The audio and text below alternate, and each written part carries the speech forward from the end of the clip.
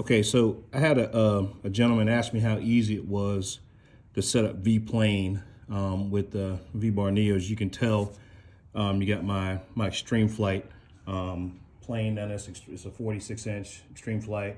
It's got a VBAR NEO in it as well.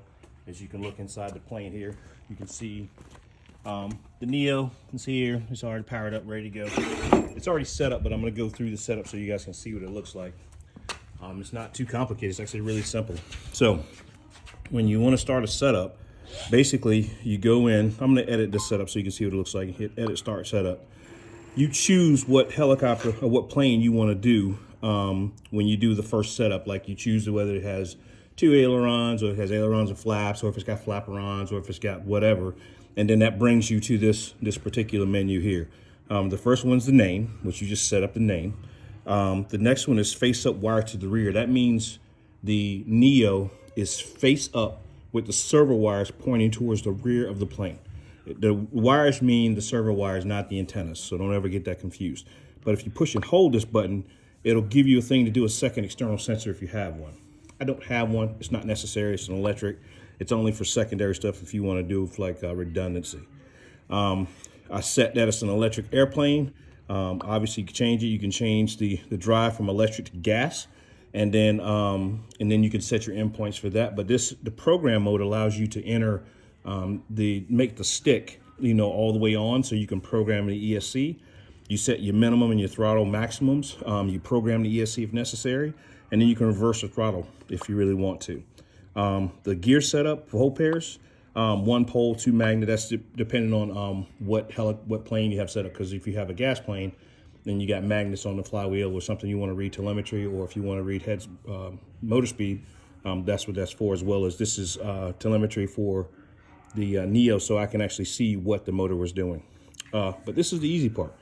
So you go to channel 1, which is going to be the elevator, which is where you plug the elevator in. You hit select. You tell it that it's going to be the elevator. The output minimum maximum is 100%. All you got to do is set the center, which is -3 I have right here because it's a little bit off, not a big deal.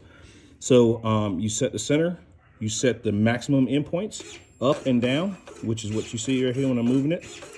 And then you set whether or not you need it reversed. And of course, you can throw your elevator mix direction, your throttle mix if you want to, but that's all you have to do for that.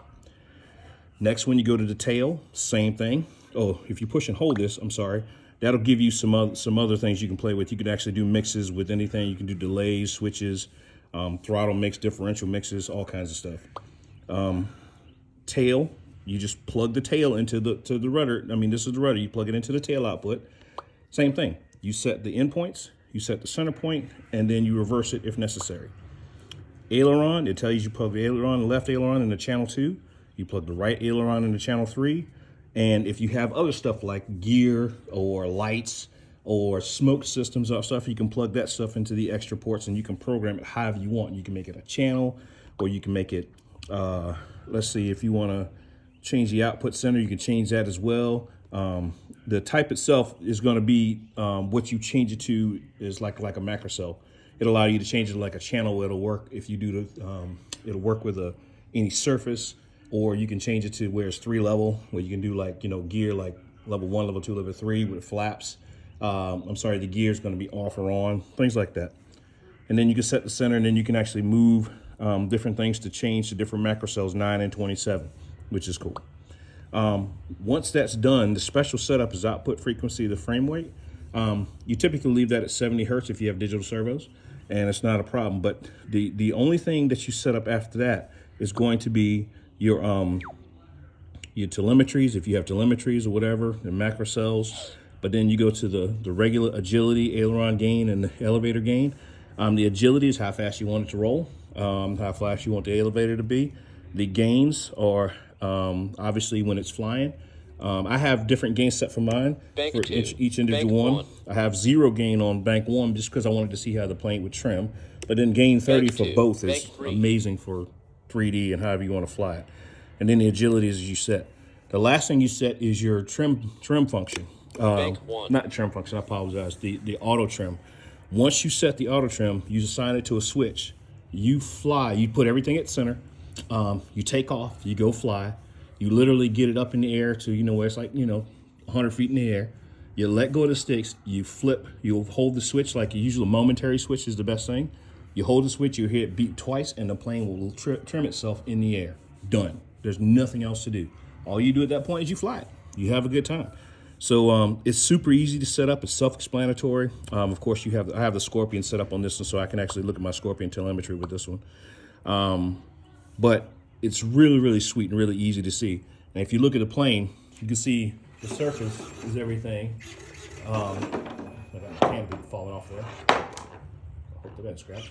And then everything's ready to go, man. It's super easy to do. It really is. I'll show you how it looks when it's correcting. So when the plane's in the air, and see, I'll go to bank 3 so you can see some correction. If you look at the ailerons, you can see them correcting. Look right here at the edge.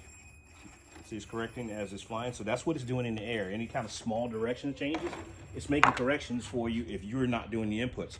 So what you see is a straight line all the time. So I hope this helps. This is a basic setup. If you have any questions, you can give me a call.